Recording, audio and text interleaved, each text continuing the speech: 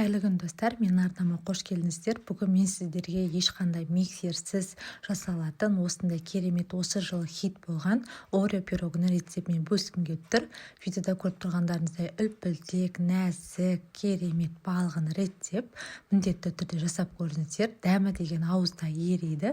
Отбасыма қатты ұнады. Төменгі описаниеде барлық құрамы жазылған. Сол бойынша қамырына керектілерді дайындап аламыз. Содан кейін осындай бөлме температурасындағы сары майымызды ыдысымызға саламыз. Оның үстіне бір дана жұмыртқа және де секерімізді салып, венчиктің көмегімен жақсылап тұрып, секеріміз ерігенше араластырып алатын боламыз.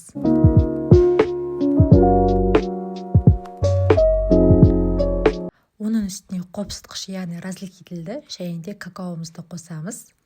Және осыларды қосып, оның үстіне електен өткізілген дайындалған ұнымызды қосып, жақсылап тұрып, алдымен венчиктің көмегімен, содан кейін қолымызбен жұмсақ қамыр дайындайтын боламыз. Жоғарыда колокольчик батырмасын басып, мен арнама тіркеліп алыңыз. Мен арнамда әр апта сайын жаңа рецептер шығатын болады. Осындай жұмсақ қамырымыз дайын болды.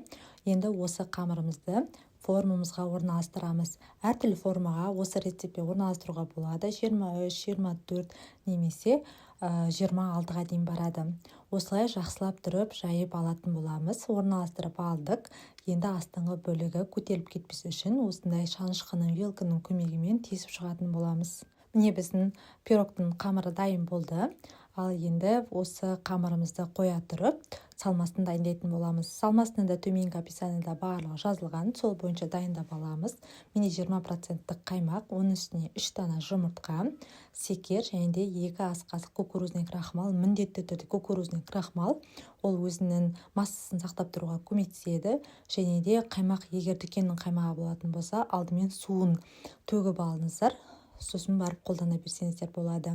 Енді бір 10 дана Орео печеньесін қолдандым. Жарты бөлігін осына салып, жарты бөлігін бетіне әсемдеуге қойдым. Өзіңіздің қалауыңыз бойынша тағы да Ореоны қосуға болады.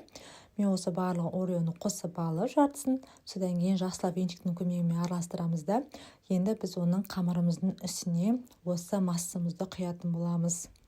Массамызды толықтай құйғаннан кейін, енді оның үстіне Орео печеньеларын ортасынан 2-ге бөліп, беткі бөлігіне қойып шығатын боламыз. 180 градуста 30-35 минут шамасында пісіріп аламыз. Пешімізге байланысты 30 минут бойы пештің бетін ашпаймыз.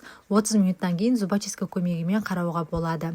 Содан кейін егер зубочисткамыз бізде сулы болса, тағы да 5-10 минут, немесе сулы болмаса, ала берсеңіз болады. Толықтай суытамыз, суығаннан кейін ғана ыдысымыздан пирогымызды алатын боламыз. Және де толықтай суып болғаннан кейін 1 сағатқа холодильникке салып аламыз. 1 сағаттан кейін біздің пирогымыз осындай керемет болып, балғын, нәзік болып, дайын болып шығады. Егер видеом ұнаса, лайк басып, комментария қалдыруды ұмытпаңыздар.